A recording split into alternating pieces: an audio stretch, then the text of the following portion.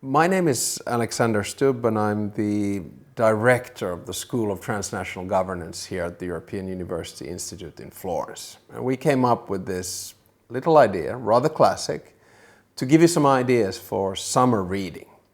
So I made a quick pick of 6 books that I would recommend for this summer. Some are new, some are old. Let's begin with book number 1, which is by Marc Leonard, and it's called The Age of Unpeace. The basic thesis of this book is simple, that the things that were supposed to bring us together, technology, communication, trade, energy, they're actually potentially things that are driving us apart. And the line between war and peace has been blurred, and therefore we're living in an age of unpeace. Lovely narrative, warmly recommended. Book number 2, The Ambassadors, thinking about diplomacy from Richelieu to modern times. And this has been written by one of our part-time professors, renowned ambassador and diplomat from the UK and the EU, Robert Cooper.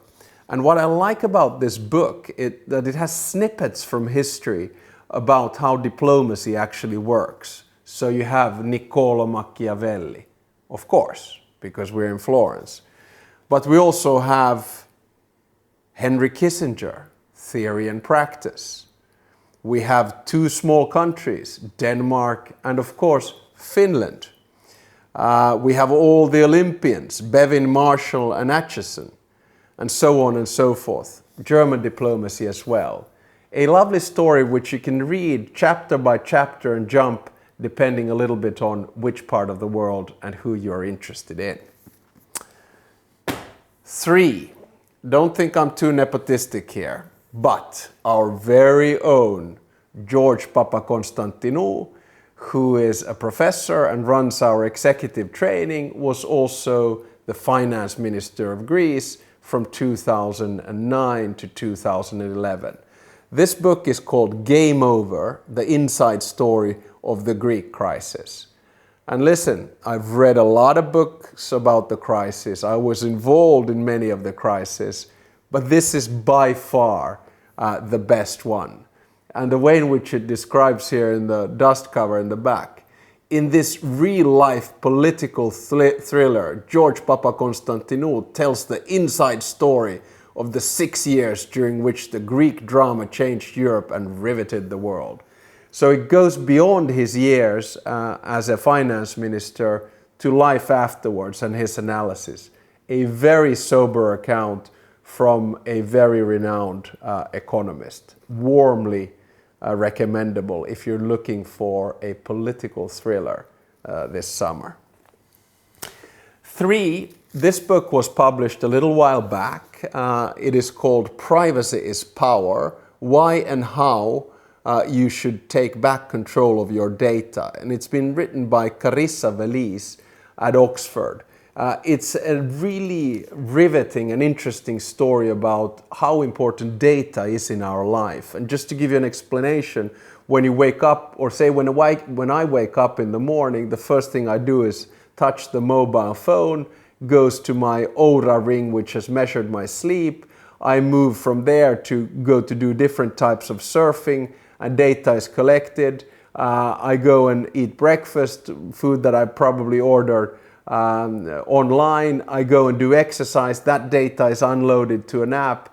I go to work, that data is etc., etc. So at the end of the day, there's a lot of data about you every day and every time, and this explains what you should do with it and what you should not. And to put it in very simple terms, there's 3 ways to look at it. In China, data is centralized and with the state. In the US, a lot of times it's with companies like Facebook, for instance, and in Europe is private. Probably about trying to find a balance. Read this one, it'll open your eyes. Then I go back quite far to one of my favorite books in university, the end of the 1980s and early 1990s, and it somehow resonates in today's world. It's a classic by Paul Kennedy, The Rise and Fall of Great Powers, basically from the 1500s all the way to 2000, how powers rise and how they fall. I think it's a good reminder of the world that we live in today when we see powers rising and falling and behaving in different types of ways. A good summer read as well, albeit small text and quite long.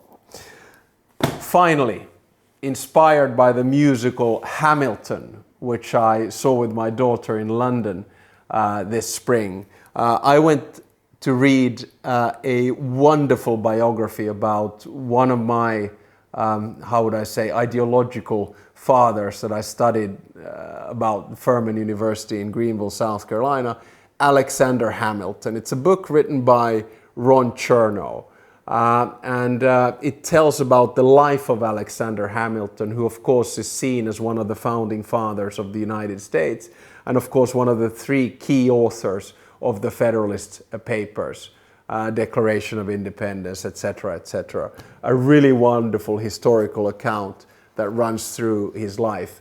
If you don't want to read the whole book, at least go and watch the Hamilton musical or catch it streamed on Disney Plus or something like that.